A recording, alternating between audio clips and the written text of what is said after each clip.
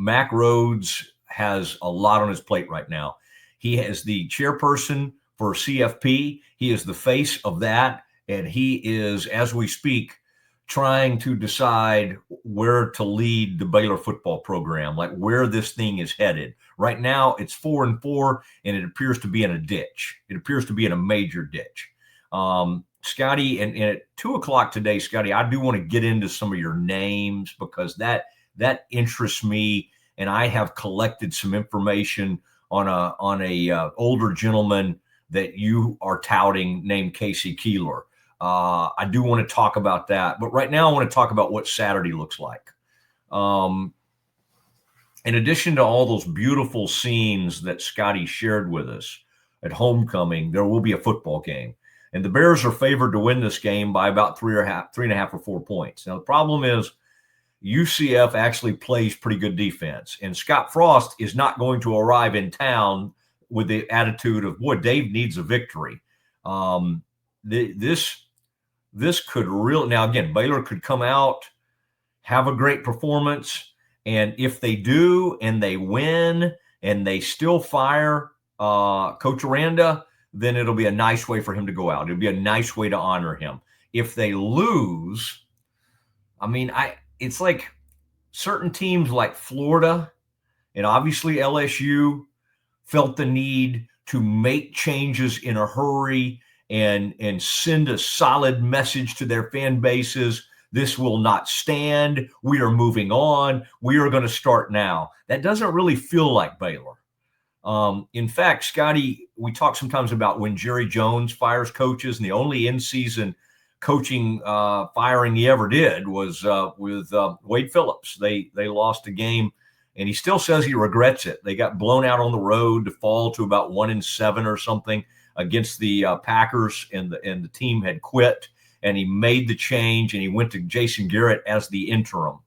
Scotty, I have no memory as horrific as some of these Baylor coaches were. And I mean, you know, the worst, of course, were Dave Roberts and Kevin Steele. I mean, it just in the post-Taft Reedy era, it got really away from them.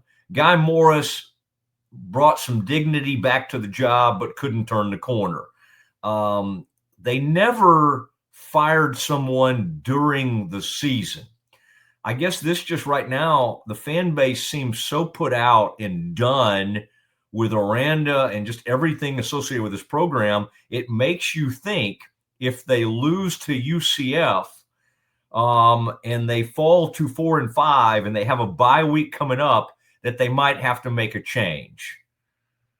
I'm not saying it's for certain, but I think there's about a 50 to 60% chance that would happen if they lost that game, and because it would just be so ugly, and the scene and everything, the optics, everything would be so ugly. Scotty, knowing what I'm saying, I think you would agree that a lot of Baylor fans that are so ready for change and so done with this head coach. And by the way, that is about 90 to 95% of the fan base. There's always those people who are like, root for the boys, Matt, stop being mean, root for the boys. It's the boys. It's about the boys. Back the boys. Don't be mean to that head coach. There's about 5% of the Baylor fandom that still is holding out hope that things will work out for Dave Aranda. The rest of the gang has moved on with their lives. Scotty, do you think, are you of the mindset that a loss on, because we don't want to spend our whole time talking about this on the Green and Gold game day. That's not really the forum for us to be firing and hiring coaches. Correct. But on this forum, we can. Are you of the mindset that if you lose this game, and no matter what manner you lose it, and you fall to 4-5 with the open week coming the next weekend, that it's almost 100% a change is made? Gosh, Matt. I mean, yeah. And ultimately it comes down to Mack Rhoades, but in my mind, it has to. Because at this juncture, I mean, the best you can finish if you win out is the same as you finished last season. And even to me, If you had told me that preseason, I would have told you that's unacceptable. You lose this game, you're going to finish worse than last season. By the way, if you lose this game, your odds of going to a bowl game plummet. Absolutely plummet. You have to win this one to make a bowl, because I don't know if you've watched Utah or Houston play this season, but they have significant advantages over the Bears on the football field. You've got to beat this UCF team, and you've probably got to beat Arizona on the road to make a bowl.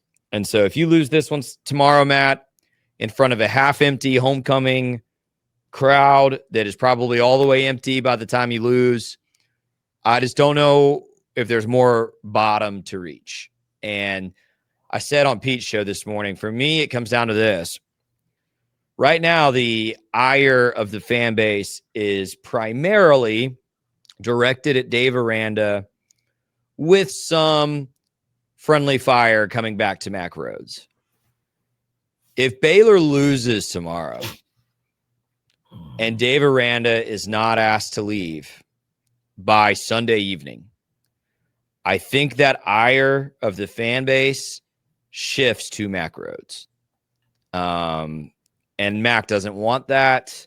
I think Mack is too competitive to let that go. I think, frankly, with his obligations to the College Football Playoff Committee, it's probably easier for him to just get it done this weekend than like play limbo for the next 3-4 weeks while he manages that responsibility. But it just does not feel like Baylor. It also they've ever done. It also gives you an opportunity, as we've pointed out, to elevate Jake Spavital or Keenan Hall. And, you know, for all of the defenders of Aranda's program, if Keenan Hall takes over after a loss to UCF and gets the Bears to a bowl game, they win 2 of the next 3, then you have a conversation about keeping the staff together and letting Keenan Hall lead it. If Jake Spavital does the same. Otherwise, it gives you an opportunity to cross those guys off your list. And so I just think there's too many pros to it. And I know what you're saying. And you've said it. Pete said it to me. Other people have said it. It's just not very Baylor. It's 2025. College football isn't the same as it was 2 years ago. It's certainly not the same as it was in 2007, the last time Baylor fired a coach for performance on the field. It's a totally different world and a totally different ball game. And the money matters way more. And that would be my last point, Matt. I think Mack is going to do whatever the money tells him to do. If Baylor loses tomorrow and 2 or 3 of your big, reliable pockets step up and say, we'll pay the buyout, or step up and say, we're done. Like, we're not giving to this football program until there's a change. I don't care what Baylor's done in the past. Mack Rhoades will make a change at that point. We shall see. And unfortunately, and I don't think you and I are wired, our Baylor fandom and our love for the school goes too deep to literally sit up there on homecoming and root for a loss against the Golden Knights and Scott Frost. But I would say a pretty large percentage of this fan base is looking for that to happen and just wanting change. And I think that in itself speaks a lot. And again, I think this administration hears that it's not that you said something about Mack being competitive. I mean, he's shown over the years that I've seen it. He's been disappointed in me before. He's not, this is no shrinking violet. This is not and to your point, Scotty, about like this thing has changed. I mean, just look at LSU.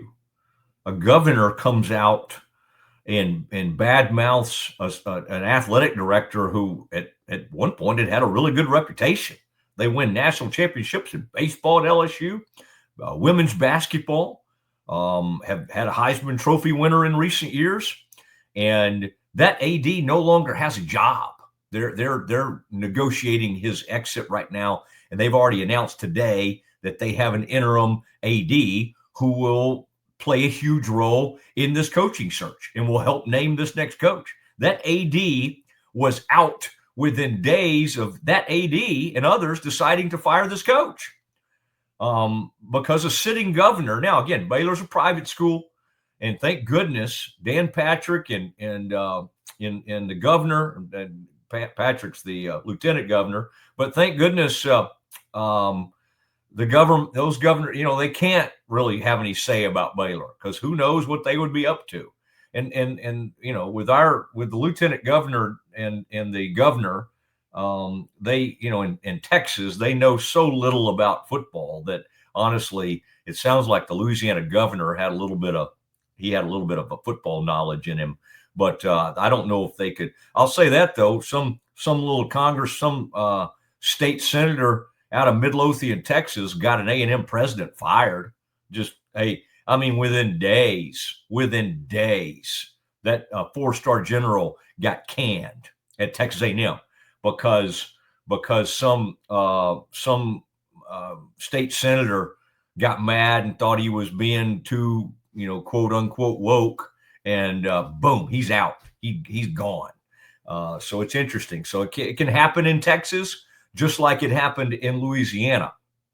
All right, we need to take care of our partners real quick. We've got such great ones to take care of, and we want to send everybody this homecoming over to like after the game. In fact, go over to Brazos, go over to the Brazos Landing. Going to be unbelievable scene over there after the game. They'll have incredible opportunities for you.